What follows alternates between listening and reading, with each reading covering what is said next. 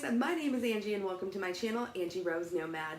Today's video is going to be about books that I have forced into people's hands. While I love all of these books, these are by no means my top tier or anything like that. I do have several favorite books. These are just the books that I know I have forced on other people and have also read them multiple times myself. So let's jump right into the video. The first book we have is, I think it would be considered a middle grade.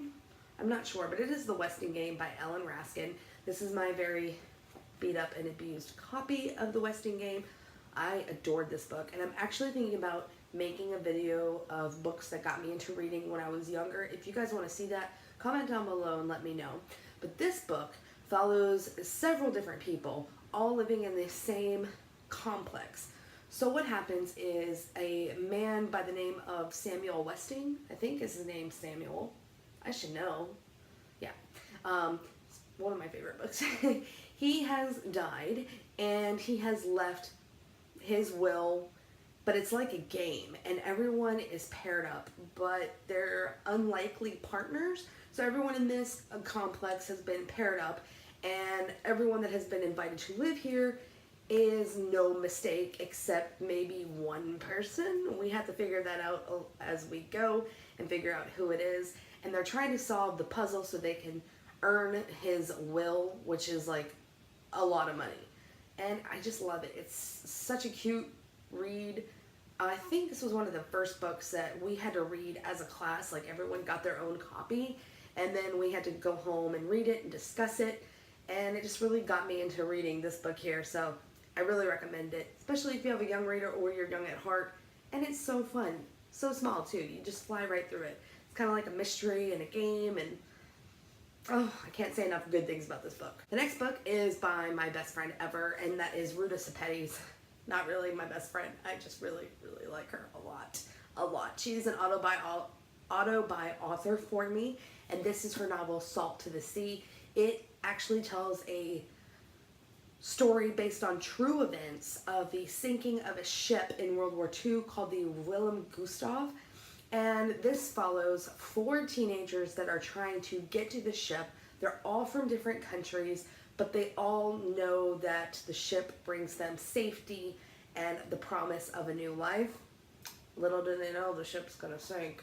I mean, I had no idea that this actually happened. I think it was a huge, huge deal. I don't remember all the details. I think it was like one of the largest passenger ship sinking. I can't remember. It is a beautiful book. Ruta Sepetys writes with this really lyrical voice, and I will read anything by her. This is my favorite. I've also read Between Shades of Grey, which I really, really recommend. If you have someone in your life that really enjoys history or, you know, YA, or just a really, really good gripping story, this is definitely the book for them. All 4 teenagers are fleeing from the war, and they're all hiding a secret of their own. So, Salt to the Sea by Ruta Sepetys. The next book is the first, and I have the second here, in a duology, and it is another young adult, and it is Wolf by Wolf and Blood for Blood, both by Ryan Graudin. These are retellings of what would have happened if Germany and Japan had won World War II. So Germany and Japan have won World War II, and every year they do a motorcycle race across the continent to kind of celebrate their power, if you will. And this follows the story of a girl named Yael, who is competing in this race, but she is competing for her own reasons. So the motorcycle race goes across the continents of Europe and goes all the way into Tokyo, and whoever wins the race is granted an audience with Hitler. Now, Yael was actually a prison camp survivor, and she was given, I think she was given like a bunch of injections and things like that, which makes her have the ability to skin shift. So the resistance that want to, overthrow the Axis powers charge Yael with entering the race as last year's female winner, Adele Wolfe, and then winning it and getting her audience with Hitler and killing him. However, things are a little more complicated, you see, because Adele's twin brother, Felix, enters the race, as well as her former love interest, Luca. And they're kind of keeping an eye on her. So, I love, love, love World War II time frame books. And I really like alternate histories, I figured while reading this one and a couple others. Yeah, if you couldn't tell, I really, really, really love World War II type books. There it is for you. Black and white. So I really recommend those. Those are fast-paced and just really a lot of fun. The next book that I loan out, I usually give a box of tissues to go with, and it is The Storied Life of A.J. Vickery by Gabrielle Zevin. This book follows the story of A.J. Vickery, who owns a bookshop that is not doing too hot. He's kind of grumpy, set in his ways, and then to top everything off, one day he discovers that his beloved collection of Edgar Allan Poe poems have mysteriously gone missing. There is also a child that makes an appearance in his bookshop, and it just follows the story from there. You'll think you'll be fine when reading it. You'll think it's such a sweet story, and then you'll hit like right here, and not right there because that's a Poe poem. But you'll hit toward the end of the book and just start sobbing. Such a sweet story. I really recommend it for anybody. This is a great book. Really great book. Next up, we have a book that has been made into a movie.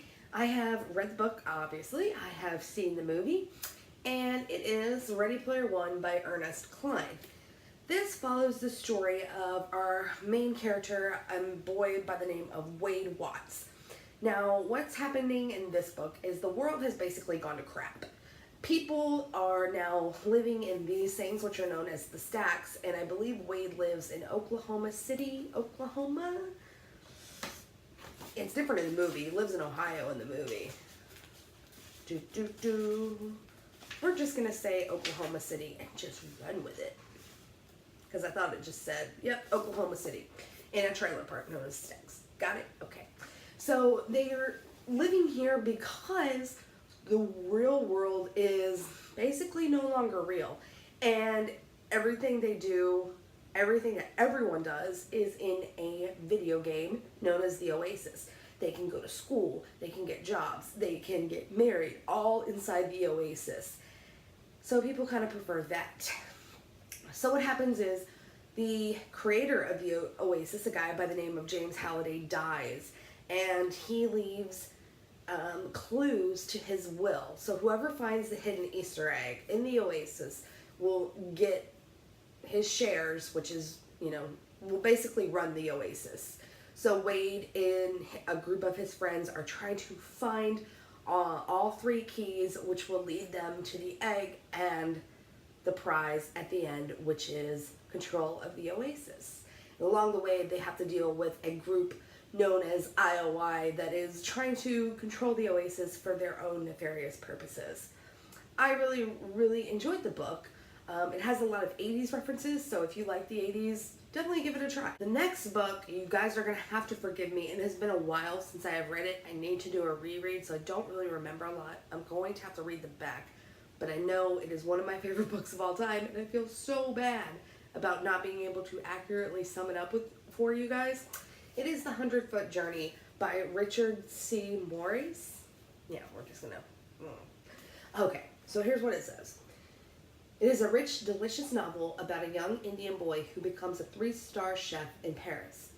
Born above his grandfather's modest restaurant in Mumbai, Hassan Haji first experienced life through intoxicating whiffs of spicy fish curry and zesty trotter soup. But when tragedy strikes, the Hajis leave India and embark on a journey around the world, eventually opening an Indian restaurant in Lumiere, a small town in the French Alps. The family takes the village by storm, provoking the ire of their neighbor, Madame Mallory, the proprietress of an esteemed French relish. I'm not French. Only after Madame Mallory wages culinary war with the immigrant family does she finally agree to mentor young Hassan, leading him to Paris and a host of new adventures. A testament to the inevitability of destiny, this is a fable for the ages, charming, endearing, and compulsively readable. It is amazing. I love the way Richard writes this story. It is absolutely beautiful and absolutely breathtaking. I think that you should try it. You will fall in love with these characters too. So the last physical book that I have most recently shoved into someone's hands is the Guernsey Literary and Potato Peel Pie Society. This is by Marianne Schaefer and Annie Barrows, and this is a gorgeous, gorgeous book. It has also been made into a movie on Netflix. This is Juliet, this is Dawsey, and Dawsey is actually Dario from Game of Thrones, if he kind of looked familiar to you guys, or Stephen Crane from Haunting of Hill House, Lily Collins, or James? Lily James. Crap. She plays a Mamma Mia too, and Cinderella. Yeah, anyway, fangirling. So this follows the story of Juliet Adams, who is a writer, and in January of 1946, she receives a letter from Dawsey Adams, and he lives on the island of Guernsey, and what he's doing, I think he's returning a book to her, or writing about a book, and he found her address because he has the book.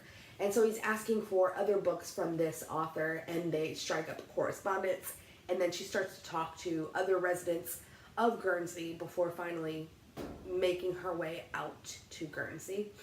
And yeah, it's just fantastic. It tells the story about, you know, Juliet and her friendship with the people on the island, but also about, you know, how this small island of Guernsey was occupied during World War II, and how they made a life for themselves through such brutal, brutal circumstances.